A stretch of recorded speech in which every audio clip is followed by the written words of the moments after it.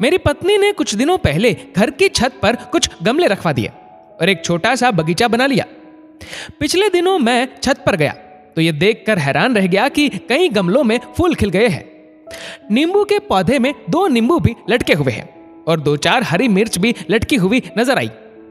मैंने देखा कि पिछले हफ्ते उसने बांस का जो पौधा गमले में लगाया था, उस गमले को घसीटकर वो दूसरे गमले के पास कर रही थी।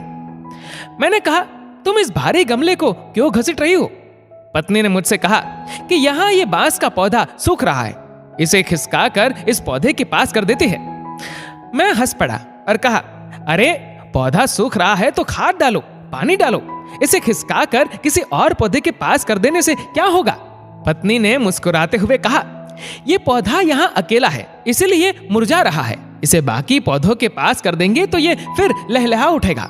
पौधे अकेले में सूख जाते हैं, लेकिन उन्हें अगर किसी और पौधे का साथ मिल जाए तो जी उठते हैं। ये बहुत अजीब सी बात थी। एक एक कर कई तस्वीरें मेरी आंखों के आगे बनती चली गई। मां की मौत के बाद पिताजी कैसे एक ही रात में बहुत बूढ़े हो गए थे। हालांकि मां के जाने के बाद 16 साल तक वो रहे, लेकिन सूखते हुए पौधे की तरह। मां के रहते हुए जिस पिता को मैंने कभी उदास नहीं देखा था, वो मां के जाने के बाद खामोश से हो गए थे। मुझे पत्नी के विश्वास पर पूरा विश्वास हो रहा था। लग रहा था कि सचमुच पौधे अकेले में सूख जाते होंगे। बचपन में मैं एक बार बाजार से एक छोटी सी रंगीन मछली खरीद कर लाया था और उसे शीशे के जार में पानी भरकर रख दिया था। मछली सारा दिन गुमसुम रही। मैंने उसके लिए खाना भी डाला, लेकिन वो चुपचाप इधर उधर पानी में अनमना सा घूमती रही। सारा खाना जार की तलह में जाकर बैठ गया। मछली ने कुछ नहीं खाया। 2 दिनों तक वो ऐसे ही रही और एक सुबह मैंने देखा कि वो पानी की सतह पर उल्टी पड़ी थी। आज मुझे घर में पाली वो छोटी सी मछली याद आ रही थी। बचपन में किसी ने मुझे ये नहीं बताया था। अगर मालूम होता तो कम से कम 2-3 या ढेर सारी मछलियां खरीद लाता और मेरी वो प्यारी मछली यूं तन्हा न मर जाती।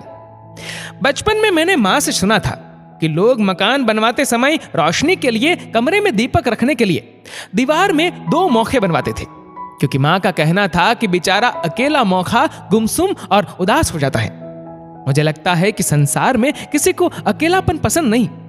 इंसान हो या पौधा, हर किसी को किसी न किसी के साथ की जरूरत होती है।